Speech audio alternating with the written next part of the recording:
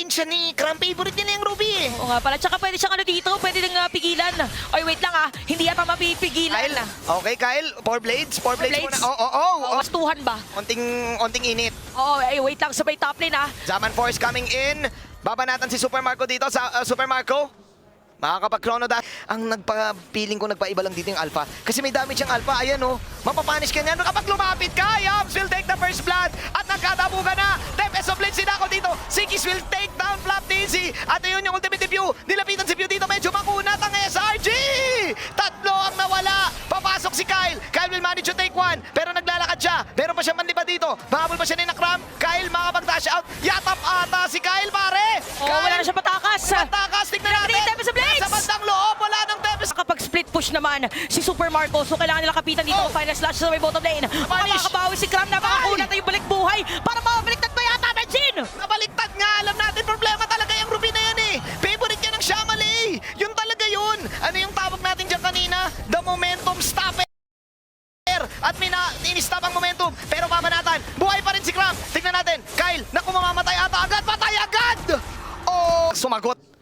Tsaka parang ginaya din nila dito yung pinaka rotation, ay hindi, F-Cup kanina. pinaka pagkuha ng mga heroes si Kyle TZ. Okay.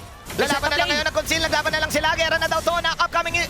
Knock-up is real. Yun yung Cram ultimate. Spew. Nag-ultimate na rin. Nagamit na yung Real World Manipulation. Doon sa ibang kita, pero Spew is gonna be down. Habang si Cram dire-diretso lang. Hinabol yung mga players ni Stormy. Ginamit na yung flicker para mas mapaniin pa. Patay si Marco. Kill pa rin kay Cram. Super Marco na mapaligiran na na-up the players ng SRG. Roger to, Chantel. Roger to. Unti-unti lang sinisira dito yung Torre. Nandito si View, pero wala siyang ultimate. Tingnan natin. View ang maiiwan dito. Mababurst down ba dito si Flap TZ? Binababa niya lang dito. Penalty zone. Patay. Cram will take the kill. Si Open ay nandito na din. Desperate movements. Wala si Innocent. Pero buhay pa rin ang apat dito sa F.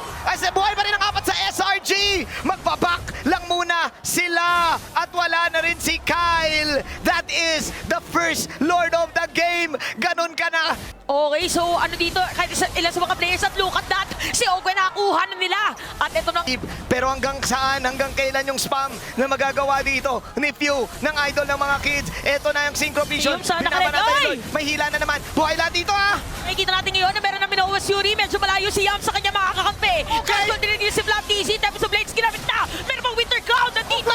At ano, ang kanyang pagsakay-sakay dito at magkuha. Ito na binabalatan si Innocent. Yatap ka, boy! Meanwhile, si Stormy makakuha ng kill habang si Cram tatapusin na niya mag-isa ang laban. Buong mundo. Tingnan natin kung makakakaya nga ba. Pero walang minions. Actually, tatapusin ba ni Cram? Tingnan natin. Stormy, Cram. Pero bitin yung damage output niya. Walang Ang Zaman daming Force si minions Marco. dito. Marco, walang Zaman Force. Tumatakbo mag-isa. Hila si Cram. Nagiro na lang. Kahit makipari si Cram dito, may immortality pa yan.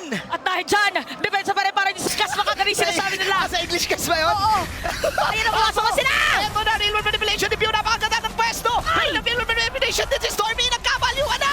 Tignan natin. Makakapag-count si Pew dito. Wala si Flap TZ. At nako, wala na rin si Pew. Pero makakilis si Super Marco dito. Super Marco, ginagawa lahat. At nako po, si Innocent ay nandun na din. Ogwen tumatakbo na mag-isa. Tignan natin. At mukhang matatapos na ang laban. Buong mundo ay nakasubaybay na sa simula ng pagbabago ng storya. Iba na ang ating mga bida. Ang bagong kampyon mula Malaysia, Selangor Red Giants!